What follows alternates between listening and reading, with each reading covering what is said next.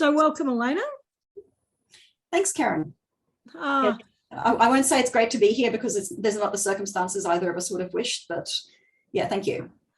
Look, it's my pleasure.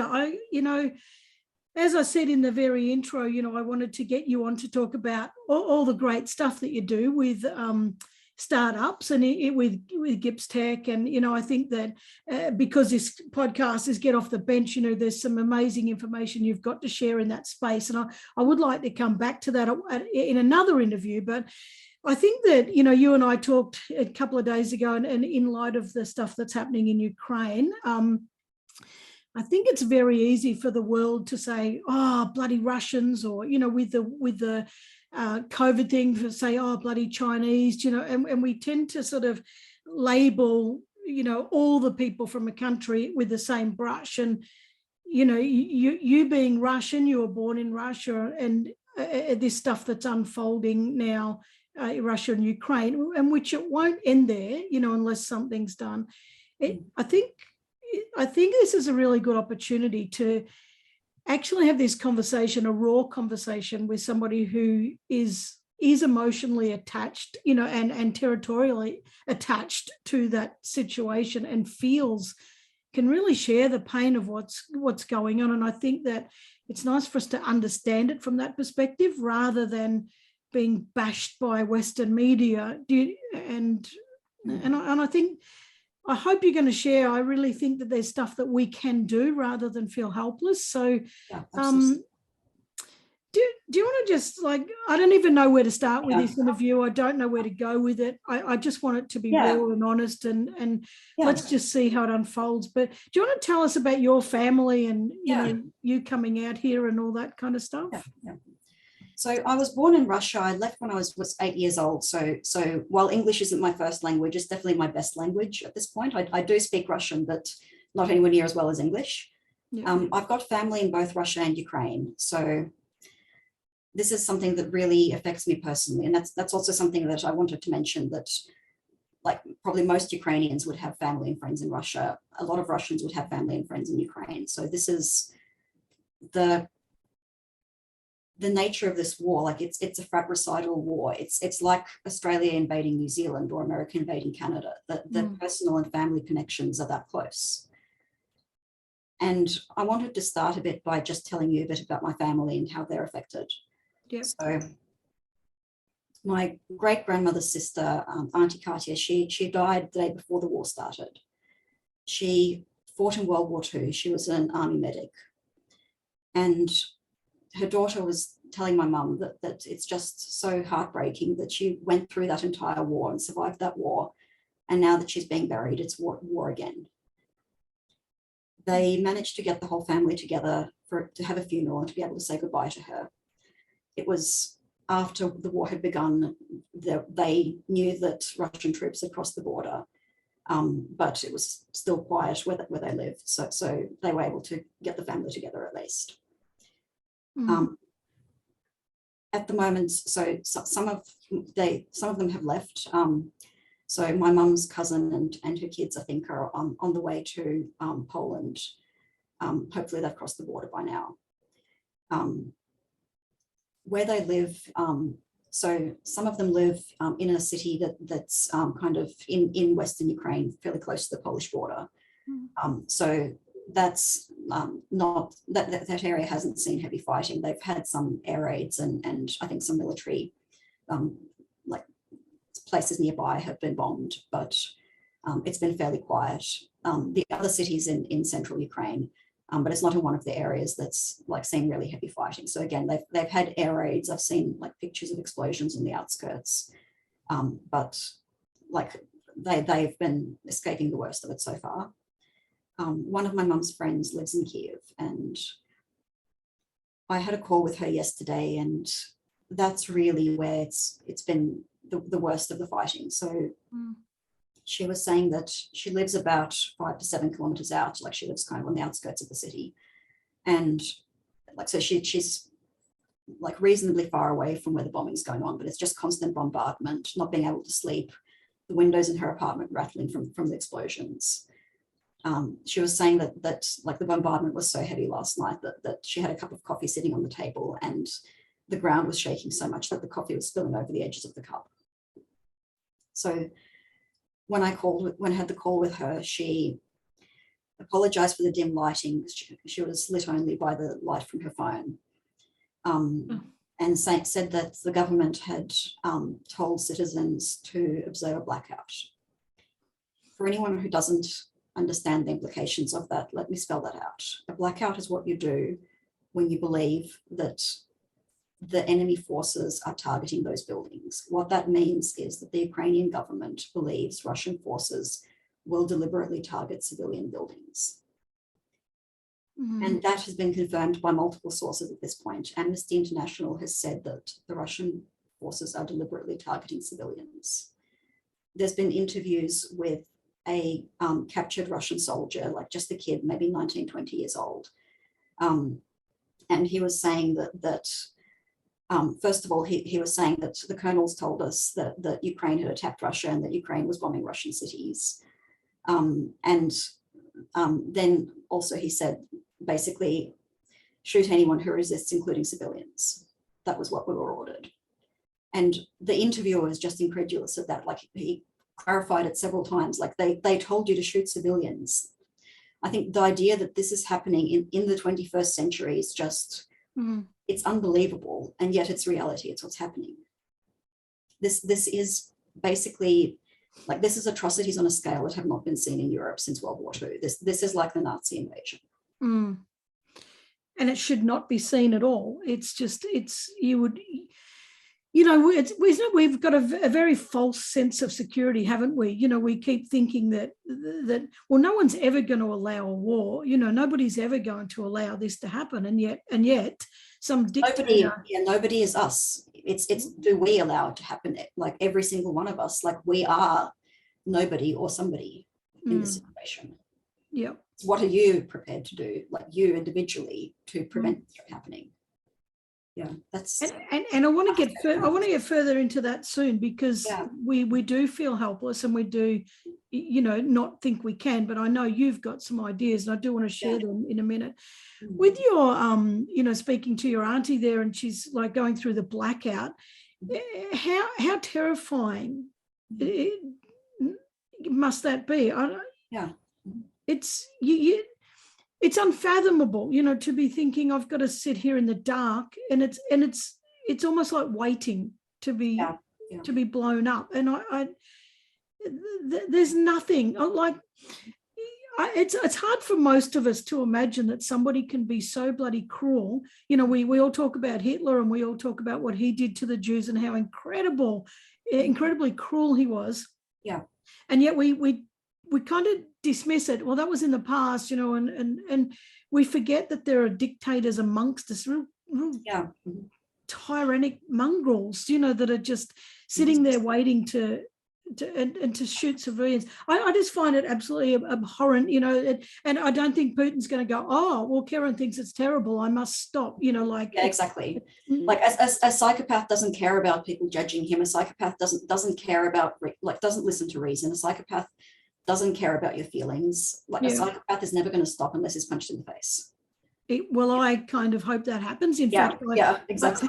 I hope it happens with a bloody machine gun many times over, straight through his bloody. And I don't care who thinks I'm bloody cruel for saying that, because I don't understand war. I just think that it's a waste of everything, and my and I'm going to say very primal instincts, because it's not even rational, is I just keep saying, why can't they just shoot the bastard? Why can't they just take him out? And I know there's a million reasons why that can't happen, because there'll be repercussions all over the place, but I just wish they could. And I just listening to you talking about your auntie, it fills me with, I don't know, I don't even know, I can't even explain the emotion that I feel. And it's like she's sitting there, but only, you said on the distance, but she's only 5 or 6 Ks away, and a bomb can go skew if 5 or 6 Ks pretty damn quick, but not only that, isn't she feeling like, I don't know how many of my friends were hit with that last explosion that I heard that shook my coffee. Yeah, that's true. Yeah. It's horrific. And I don't, I'm sort of going to buffle my way through this because I don't even know what to say. I really don't know what to say, but it's, I know what I do know to say is that the rest of the world is with Ukraine, and it's awful. When you talk about this being World War III, and I agree with you, and I think there's a lot of us that have been sitting here knowing, just sitting in our lives, knowing that we're not. Some people said naively saying, no, it'll never happen. We're done with that. That's in the olden days. That sort of stuff doesn't happen. There's another branch of us that sit here going, that's really possible. That is very, very possible, especially with Russia, China, North Korea. You only need a handful of nutcases and the world's on fire. You only need three mental heads and it's done.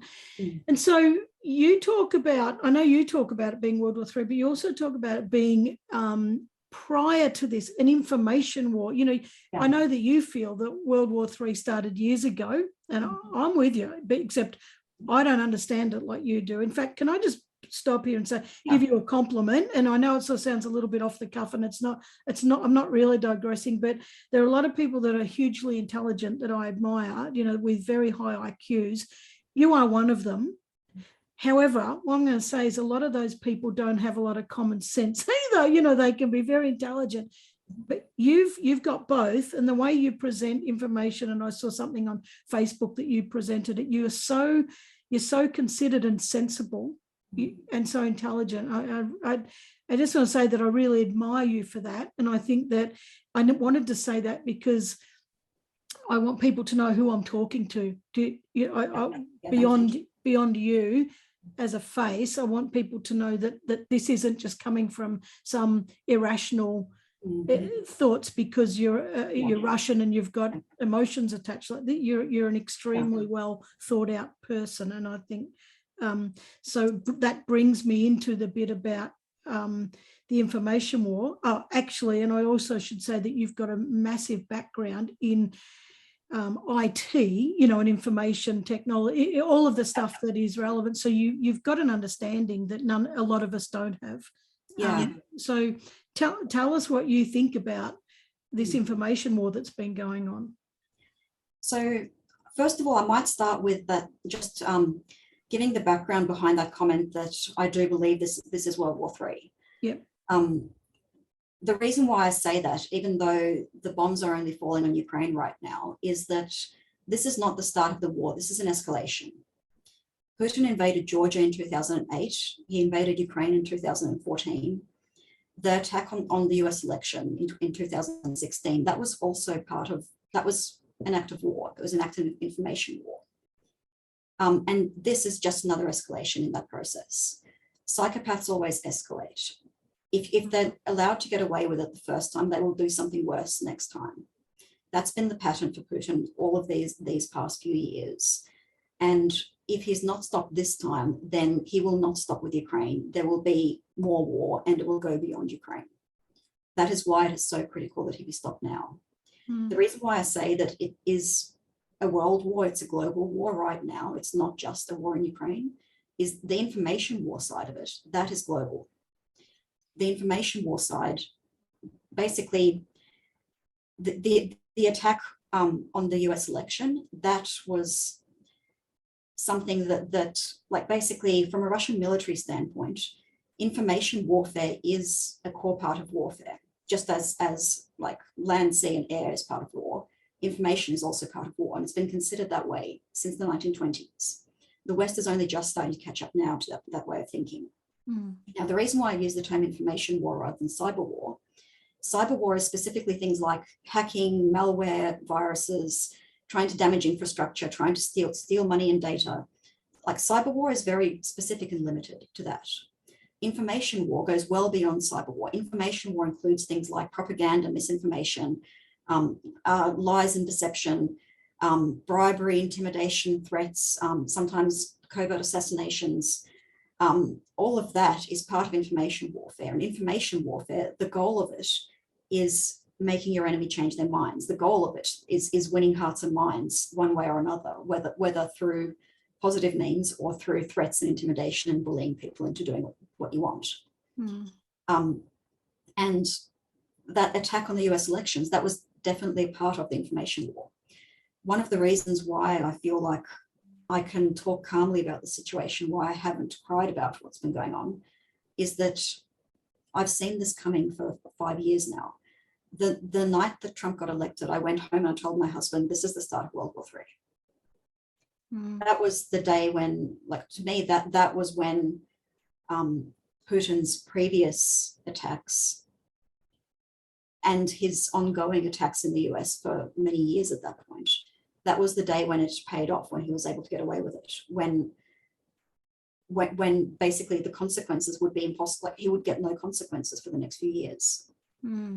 So that was when I felt that this was really turning from a few isolated invasions into a genuine World War III. So that is why, like, this is something I've basically seen coming, not necessarily when or where, but something like this for 5 years now. When I was asked around Christmas this year, do you think Putin will invade? My answer was yes, unless he stopped, and I don't see anyone doing anything that would stop him right now. So that's the World War III part of it. And now getting to the information war part. So I told you what information war is, but one thing to be aware of is in an information war, every single one of us is a combatant. Every time you like or post or like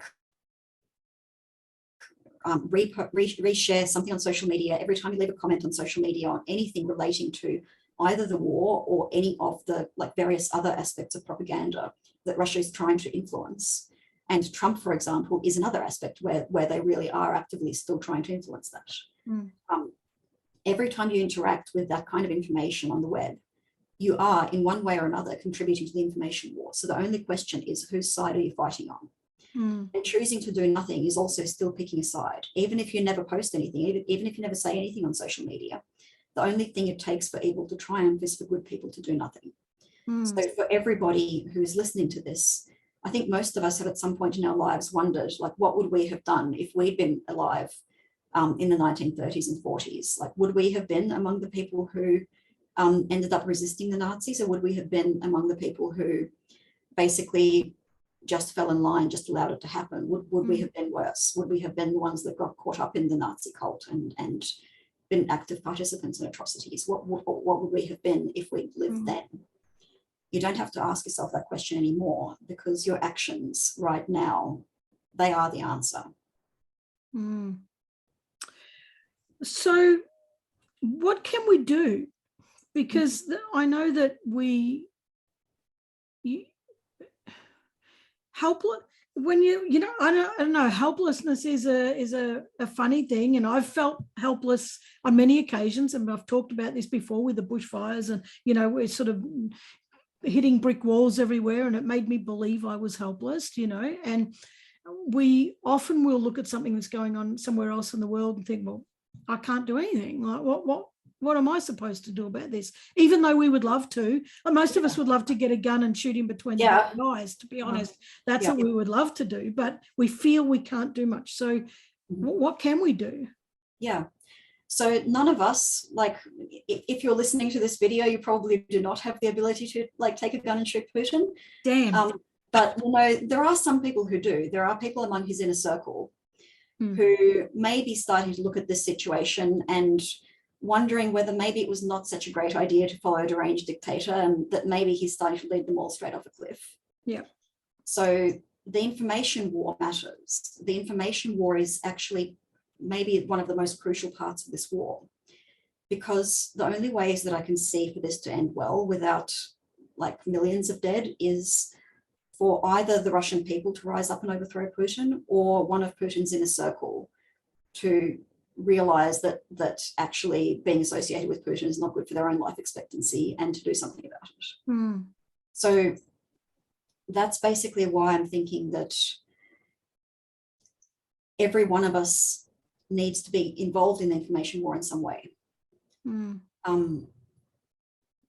So what you can do specifically, first of all, don't fall victim to Russian propaganda. Don't spread Russian propaganda. Don't do things that aid the enemy.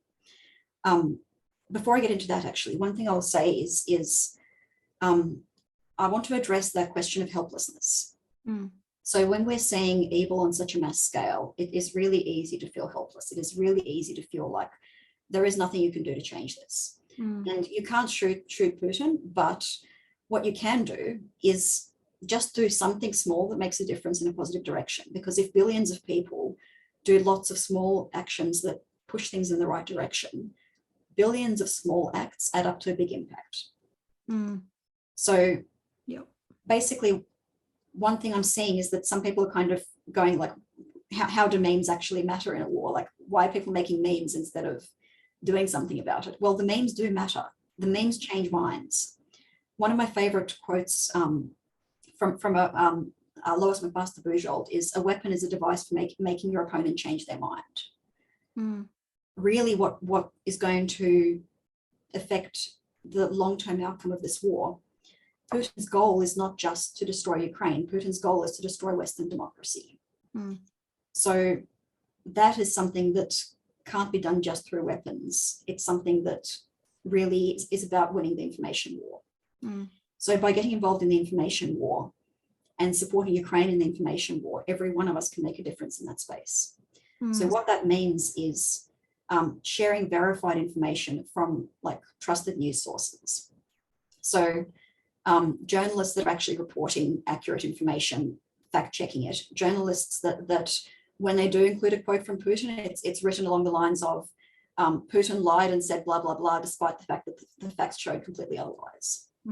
So you use trusted sources like that, share that kind of information, and especially share information about that, like, think about some of the things we've seen in the last few days. So those 13 soldiers on Snake Island, the ones whose possibly last words were Russian warship, go fuck yourself.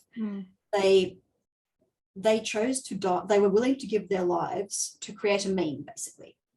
What that means is that they thought that a meme was worth dying for, because the impact of that meme has been greater than the impact of 1,000 bullets.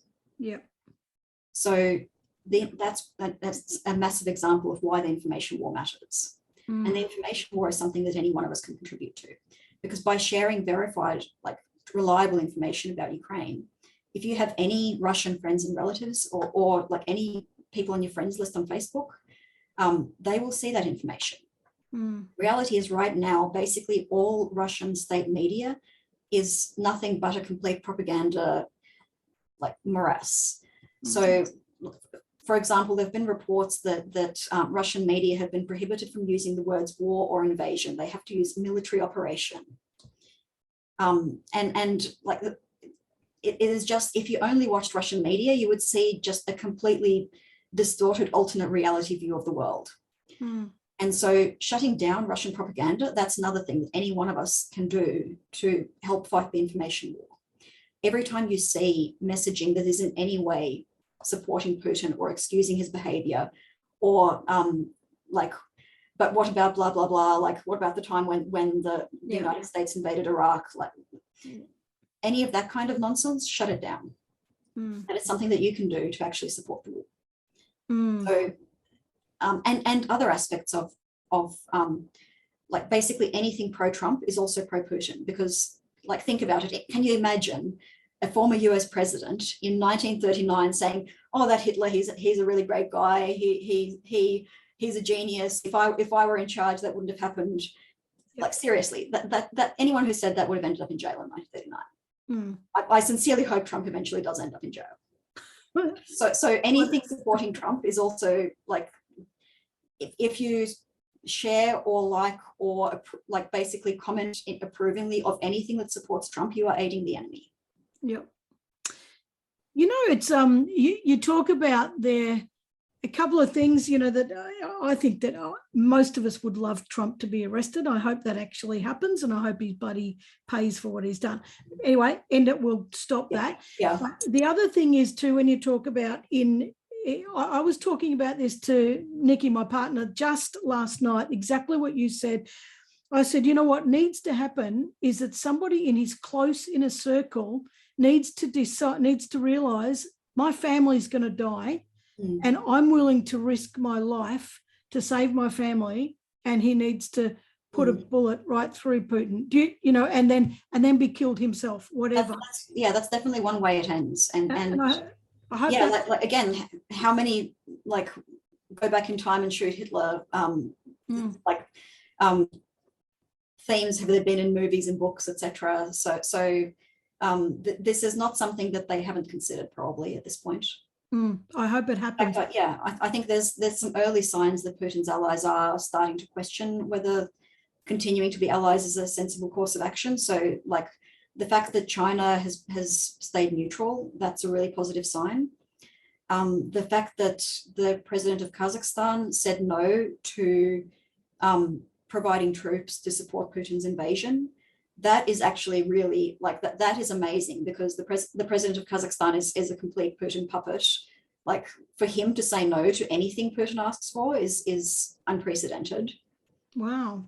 There's been at least one, like some of the kind of children of oligarchs have been posting posts in support of Ukraine. In some cases, they were very quickly taken down, but the fact that that happened at all is again, unprecedented. There was even one oligarch who himself, he posted a photo of the former opposition politician, Boris Nemtsov, who was murdered in 2015, partly for his strong opposition to the Ukraine war. So it was just posted with no commentary, but that was very clearly a sign that that person at least is starting to question Putin's judgment and starting to question whether this war is the right thing to do. Oh, thank God. Yeah, that's Putin's inner circle starting to ask questions. Yeah. That's fantastic. That is fantastic. You were talking about like how we can contribute to the information war, and I think that's fantastic advice, because a lot of us probably wouldn't have worked that out. We probably would have been sitting there going, I don't know what to believe, I don't know what to think, I don't know what to share. And then we also get emotional, and then we start to share things because we're pissed off. I've been guilty of that. Like, I'm not going to say I haven't. I get stroppy and share something. So it's going to make me think twice and make sure that I'm sharing what I should be sharing. But there's also the part, and I know I saw a post from you on Facebook yesterday or the day before, and it was talking about oil and gas and stuff like that. So tell us more about that, because we actually can block Putin or starve him in a sense by changing our use of gas and oil. And so tell people about that, because that's really important. Yeah, I'll talk a bit about the economic side of this war and sanctions as well. So yet another kind of message that this is Russian propaganda, is that sanctions are completely ineffective. Like, why bother with sanctions? Like, they're just completely toothless. Like, it's not like oligarchs are going to care about whether they can keep buying their like Swiss watches. So all of that ignores the fact that the real purpose of sanctions, it's not to prevent oligarchs from buying Swiss watches, it's to prevent Putin from funding his war. And if you look at the specific types of sanctions that have been used the most, it's sanctions against financial institutions. Kicking Russia out of SWIFT makes it much more difficult to just make transfers of large amounts of money. Tanks and planes and bombs, they're very, very expensive. Like a tank might cost $100 million, like that kind of level. If you think about how many billions Australia has recently spent on buying submarines, and that's a fairly small number of submarines. Putin is estimated to have lost 100 tanks in the past few days. Wow. That is an enormous amount of like his own personal wealth reserves, and they're not things that you can just replace overnight. It would take, like, I don't know exactly how long, but minimum months, probably more likely years, to build that many new tanks. So basically, economic measures make a difference, not just because of like damaging the economy and potentially like making the Russian people like realize that Putin's not such a good idea for them. But it's also because it stops Putin from buying weapons. It stops him from buying more parts and more raw materials to create those weapons. It stops him from being able to even just pay his people. He's surrounded himself with psychopaths. Psychopaths have no loyalty. They're only there because they think that there's profit to be made by aligning themselves with Putin. If there's no more profit to be made, they're likely to abandon him. Yeah. So basically, the reason why the economic side of the war matters so much is there are actually ways to cut off Putin's money supply and to cut off his ability to wage war. So, and this is also something that, like, while none of us really have that much of an impact on sanctions, each of us can individually boycott Russia by boycotting their top exports. The top exports of Russia are oil, gas, and coal. Therefore, by switching to renewables in your own life and in your own investments, any one of us can reduce demand for oil, gas, and coal globally in just a tiny, tiny way. And again, coming back to that point of helplessness, like you might think that, well, my own consumption, it's not like Putin's going to notice if I like start driving my car a bit less. But if everyone did that, if everyone across all democratic countries switch their investments and their lifestyle towards renewables, that makes a massive difference actually quite quickly. So again, just a few examples to illustrate that. In Australia right now, rooftop solar is the fastest growing new form of electricity generation. Right now, it's only about 10% of Australia's total energy production, but primarily driven by the rise of rooftop solar, energy prices have just tanked because, like, once you've got solar panels installed, it doesn't cost anything more to produce.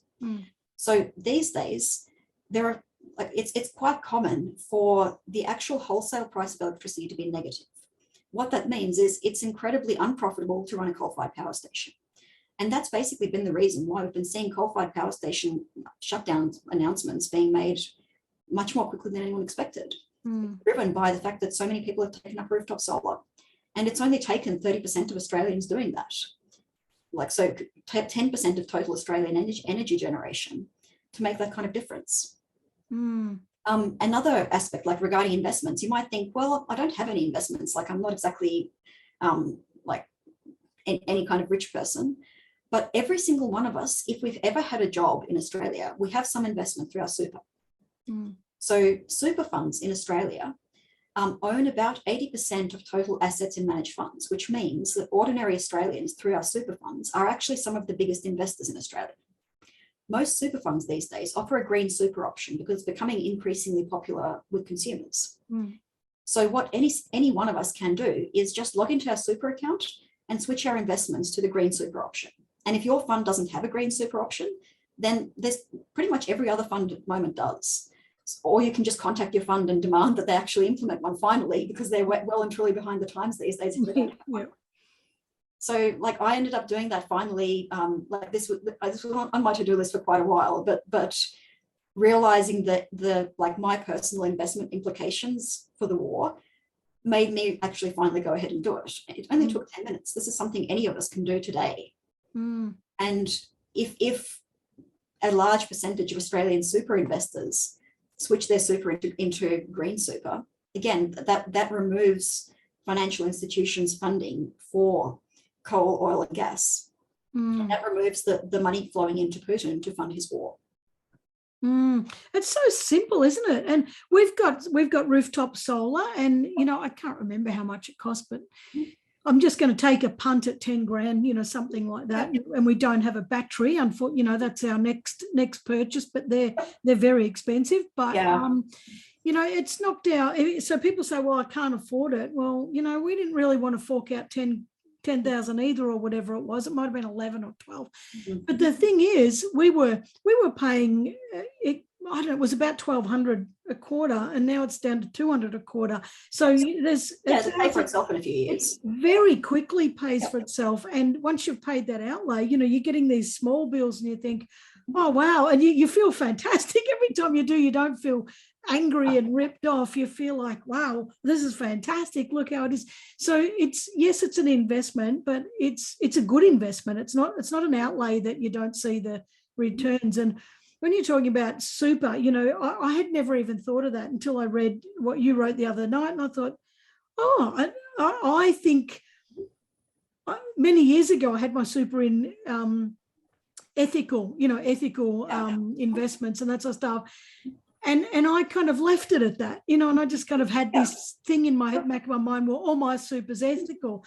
But now that you've pointed that out, I've started thinking, shit, I need to go and have a look at it. I'll do it tomorrow and have a look at it and see if it can be changed or how it can be changed. If it's ethical, it's probably all, like, one of the things that the ethical super fund, like super options usually do is that they do usually exclude fossil fuel investments. But yeah, it's worth checking. Yeah, I will check it. Yeah. Oh wow, I'm loving this, but I'm not loving it. I absolutely think this situation sucks, but I'm loving the fact that we can. You've given us a few really good things that I think. Yeah. It still feels like not much, you know, because like you're saying, for each individual, it's only a little thing, you know. Yeah. But the point is, they are only little things. You're not asking anybody. You're not saying to anybody, you all have to change over to electric cars. You all have to change over to this. You're not saying that, you know. You're just saying to, well, that thing that you do, just cut it back a bit, or just change it a bit, or just make it, you know, just make a little tweak to it, and which is something we can all friggin' do. Like, we really can. And I hadn't even understood it like that. And this is what I love about you, is that you have research, you have thought about it, and plus it's your home. And I know you don't live there now, but it's still, you've got emotional ties to it, and it's. I think that none of us would have even thought that, or very few of us would have gone, oh, actually, if I drive my car less, that'll stop Putin. No, that's just beyond I don't think there's, who joins those dots? The average person isn't going to do that. So I think that's. Thank you for giving me this chance to help join the dots for them. Yeah. Oh, it's my pleasure. I want to. I I've got my T-shirt on. If we can make a difference, why wouldn't we? And that is a question that I ask all the time, is that if we can just log into our super and just switch it over to green, why wouldn't we do that? Sometimes I think when there's a war, I just think about in my own life, and I'm 58, so I've seen no big war, no world wars in that sense, you know. But all the other little, like Idi Amin, attacking the Ugandans, and then there was the tribes in, you know, the two tiers. Oh, I can't remember what they were. They were clubbing each other, and you know, there's just all these little things that Syria, so we see all these wars, and we see images of buildings blown up, and we see civilians walking through the streets, you know, with the backgrounds blown up, and some of them are being carried, you know, babies being carried, they're blown up, and it's bloody horrendous. But there is still that disconnect, you know. There is still that kind of, well, oh, the poor buggers, that's really awful, but I'm here and I'm okay. And we've got to stop that thinking. We've got to stop thinking about national borders, lines of countries. Well, if that's in that border, well, that's them and this is us. But we have to start thinking that it's one planet, one people. I always say this: one planet, one people, one love. Do you know, we all come from the same stuff. Like, it doesn't matter what language we speak or color we are, or we're all from the same energy. We're all people. We all bleed, we all feel. So we have to think beyond ourselves. And at what point, like you're saying, he won't stop at Ukraine. And if we don't care enough to do something now, and he moves over into Poland, and then he moves somewhere else, he moves before too long, it is us. Do you know? And we've got to stop him. I was feeling really sorry for Poland too. Last night, I said to Nikki, God, gee, Poland, think about all the wars. Poland has been this kind of like drop-off centre and an exchange centre, and it's been pulled by this one and pushed by that one. You know, they're just sitting in this shitty little spot that whenever there's a war, it's Poland. You know, like they seem to be. But I think, don't know. Yeah, you're right that it's not just Ukraine. Like, he won't stop there, but I think also he is attacking us right now as well because of that attack against global democracy. The information war side of this matters. Yeah. Like Trump, those first few weeks, he was vastly more open and blatant about his goals of being a dictator than Putin ever was in his first 2 years. Putin, like within the first 2 years, he was still trying to really hide his intentions. Like there was a famous quote by Putin that I have no intention of staying in this chair. Russia had a clause in their constitution that presidents are limited to 2 consecutive terms. Emphasis on had. Putin's been in power for 22 years now. So like those first few years, he wasn't being that blatant about it. Trump, he was like praising people who appointing themselves president for life and things like that. Trump, it was obvious in the first 2 weeks. Trump, 2 weeks after he actually became president, I recall like sitting around in a pub after work with having a few drinks with friends. And we were talking about Trump, of course, because like it was just a horrifying first 2 weeks in office. Like it was the worst that people had expected of him. Like the Muslim ban and like separating families, children in cages, like all of that. That was what was going on at the time. And we were talking about what was going to happen and like how this could all play out. And like my 2 predictions were, 1, that there would be a war, and 2, that one possibility for how Trump's term in office would end would be with a coup in the United States. And that, like, the only reason I was willing to say that to a bunch of people, like, openly at that time was because it was after a couple of glasses of wine, and I could kind of, I had like some amount of plausible deniability that they would think it was the wine talking rather than assuming I was crazy. It sounded like everyone laughed at that. It sounded absurd at the time. The idea of a coup in the United States on the 3rd of February 2017, no one believed that was possible. Yeah. Well, and it's denial. It's comfortable denial too. Yeah. You know, that even if there's the slightest thought in our mind that could be possible, we're going to deny it and shove that down because we just don't want to admit it. We just want to say no. Democracy exists. You know, we've got a free world, and any sort of threat to that we shut down immediately because. Yeah. And even in my house here, you know, like I remember 2 nights ago, we said we were sitting there and we were both scrolling through our phones and, you know, looking through, watching bombings and, you know, that sort of stuff. And then Nikki said, let's watch Schitt's Creek. And I said, oh, that's a bit like, you know, mental disconnection.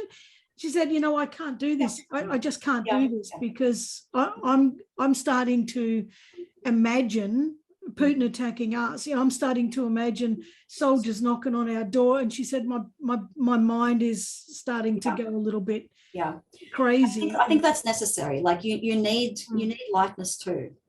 You need something to take your mind off it, because like those of us who are not psychopaths, like those of us who actually have empathy for the people in that awful situation, like it is hard. There is empathy fatigue. There is kind of like trauma crosses over beyond the people who are actually involved and into the people who are watching or like peripherally involved as well. Yeah. So I think it's important to do things like stop and watch Schitt's Creek. Like, I've been making sure to just like keep up with meditating every day, just doing my stretches and yoga every day, like taking some time out and watching something like completely different in a different universe every day. Because it matters. It matters, like self-care matters. Self-care, like Putin doesn't think of people as human. That's why he's throwing away all these like 19, 20-year-old boys' lives. He's sending them to fight with minimal training, like terribly equipped, like undersupplied. Like there's stories from Ukraine of like these Russian kids basically like knocking on doors in villages asking for some food because their logistics is so stretched that they haven't had anything to eat for a day. Like he's just throwing people away because he doesn't care at all. And I think for those of us who do care about people, it means caring about yourself too. And it means like looking after yourself first. So that like one of the reasons why the Ukrainians have actually been like the losses on both sides. Obviously, like there's inaccuracy in terms of numbers. It's not possible to get a complete picture of what's going on, but like the official estimates from the Ukrainian government were about, and this is also confirmed by independent sources, were around 3,500 Russian soldiers killed in the first 2 days of the war, and losses of only about a couple of hundred Ukrainian soldiers. Wow. The reason why that massive discrepancy is there is because of the level of training and level of equipment that the Ukrainian soldiers have. Like when I spoke to my mum's friend yesterday, one of the things that she wanted to, like I asked her, like I've got these, a couple of media interviews tomorrow, is there anything that you would want to say to people in Australia? And she said, tell them thank you. We are so grateful for the training and the resources and the equipment over the last few years, because without that, we would not be able to hold out like this.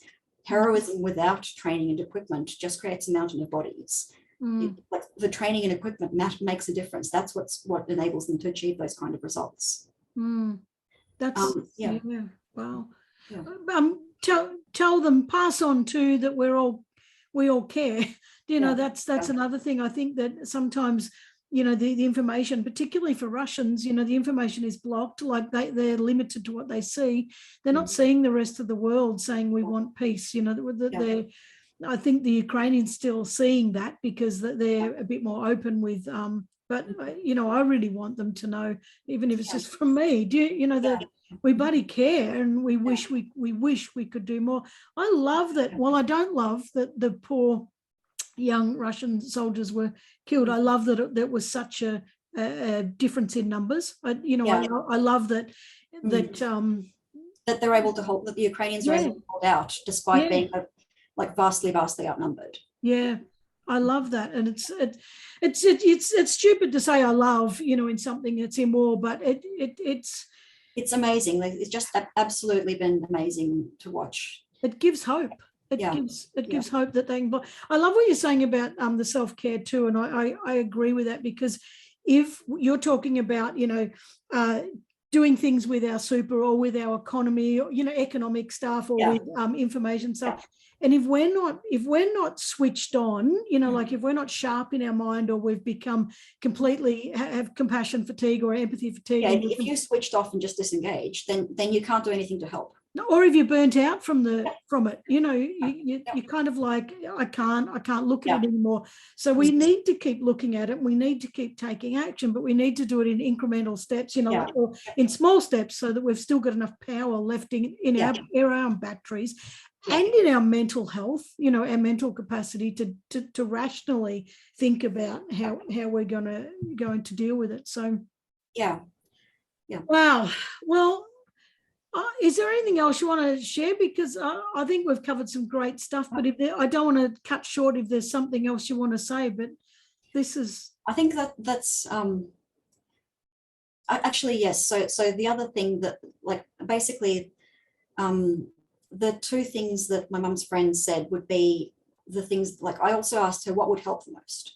Yeah. So the two things she said, one was tell your politicians to, like, listen to what our government is asking for, because they are the ones that know the situation on the ground. They know what's going on and they know what they need. So give them what they're saying they need, whether that be equipment, resources, medical supplies, like fuel, whatever, or like the biggest thing they've been asking for is a no-fly zone to provide, like, basically to reduce the bombs being dropped. Yep. So whatever they're asking for, tell your politicians to give it to them, because they know what they need, and, like, they need the entire world's support right now. They're fighting this war on behalf of the entire world. They're not just fighting to protect their land, they're fighting to protect the future of humanity. Yeah. Yeah. This is me extending it a bit compared to what you said, but like that first bit, like that, tell your politicians to do whatever is needed to support Ukraine. That's important right now. And the second thing she said was share the information about the losses and the suffering of the Russian soldiers, because if the mothers in Russia whose 19, 20-year-old boys are out there being sent off into the wilderness with like undersupplied and undertrained and underequipped. They sometimes don't even know where they are or where they're going or what this is all about. Like there were some soldiers who have said, like, after being captured, that they thought this was just another exercise. There was a video with a like of a captured Russian soldier, like just the kid, maybe like again 19 or 20, and he was saying that like the colonel had told us that Ukraine had invaded Russia and that they were bombing our cities.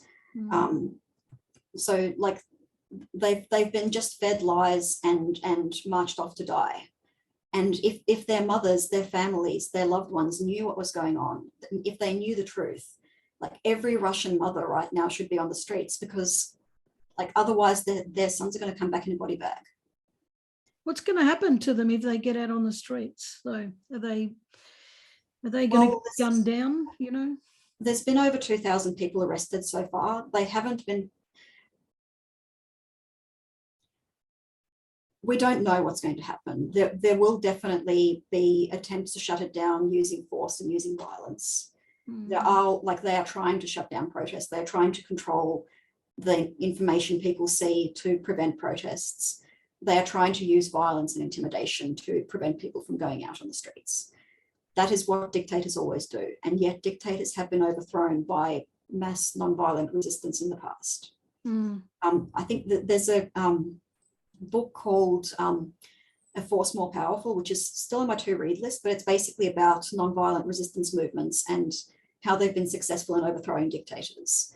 Wow. And while I haven't actually read the whole book yet, like one of the things that made me want to go read it is like reading a very short summary, where one of the things that mentioned in that is that it only takes about like 5% of the population of the country to really get out onto the street and like engage in nonviolent public protest to be able to overthrow a repressive regime. Because that's the point where pretty much every soldier and every security services person would know that somebody in that crowd is someone they love. And that's where like anyone who is not a psychopath like gets to a point where they refuse to fire on civilians. And that's when the dictator falls. I hope we achieve that. I do hope we achieve that, because he seems to be worse than the Chinese prime minister and worse than the North Korean. You know, he just seems to be. He's gone completely unhinged, and like a deranged dictator with a large army and nuclear weapons is a danger to the entire world. Yeah. Wow, he's just Hitler all over again. So we have to stop him, and it's because we can't say that was in the past, it'll never happen again. It is happening again. And if we don't stop him by doing even the tiniest of little things that we can do, it will be the same thing again. Like it will be horrendous. And then it'll be targeting specific groups of people and specific, you know. He already is targeting specific groups of people. He's targeting the Ukrainians. Yeah, I know. But I mean, you know, like if he gets away with that, and it'll be like, well, now this one, now this. It's just, he's just a bloody madman. And it's got to stop. But Elena, thank you so much, because, you know, I think that we've all got our opinions and we've all got what we're reading and we've all got our thoughts, and some of us are more emotional than others, and some are more in our heads more than others, and some of us don't give a shit, and some of us are wild and angry, and some want to shoot people. And I think, you know, we've got all this stuff that's going on, and we've got all of our own to be honest, all the stuff that we're making up ourselves because we're just trying to join dots without any substantial, you know, real foothold there. But you've given us a much clearer, not only a much clearer picture of the information and what's going on over there and how people might be feeling over there. You've also given us some joining the dots about how we can, you know, can make a difference, and so we can channel our energy into something a little more productive than just ranting and raving, wishing someone would shoot him. You know, so I think that even though we want that, I think we're wasting our energy just running around the house saying it, you know, and getting cranky. So one other thing that just occurred to me that I also kind of wanted to mention. And this relates to the thing you said about like watching stuff that's totally unrelated and the need for lightness in times like this.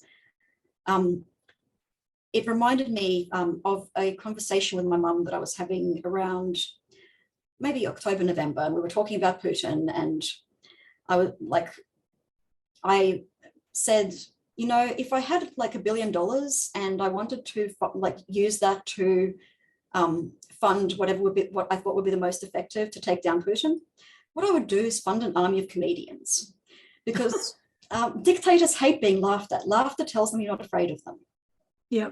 So I think in some ways, Ukraine actually turned out to be incredibly lucky to have a comedian in charge of the defense at the start of World War III. And like, there's a reason why memes and humor and laughter, like these are all weapons in the information war. Yeah. Yeah. I love that. I didn't realize that in charge of the army was a comedian. Is he really?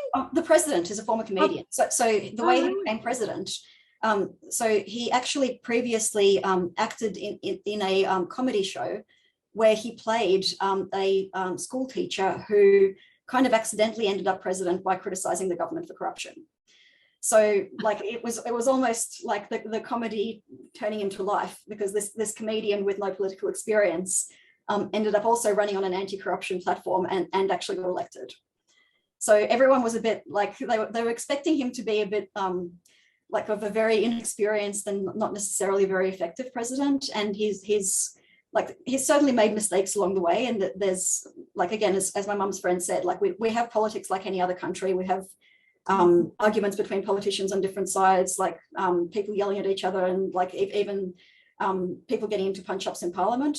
But now everybody's come together and we're all on the same side because we're all fighting for survival. Yeah. So, yeah. Well, an army of comedians. Yeah. I actually like that idea. Yeah. Yeah. And any of us that can make memes and has a sense of humor can be part of that army. Oh, there's a challenge for most people. Yeah. Absolutely love it. Love it. I really thank you for this. And as I said, I think you're the most intelligent person I know, and you're also putting that together with the most common sense. You know, I think you're an incredible human being, and it matters to me to have someone on here who's like that, rather than someone who's sprouting their opinion about something, which is what I often do. But you're just so switched on, and I just so value what you've brought to this, and you're just amazing. Yeah, thank you, Karen, and again, thank you for this chance to speak to your audience, because I think this matters. It matters to get this information out to as many people as possible. Yeah, I think it does too. Thank you so much. Thanks.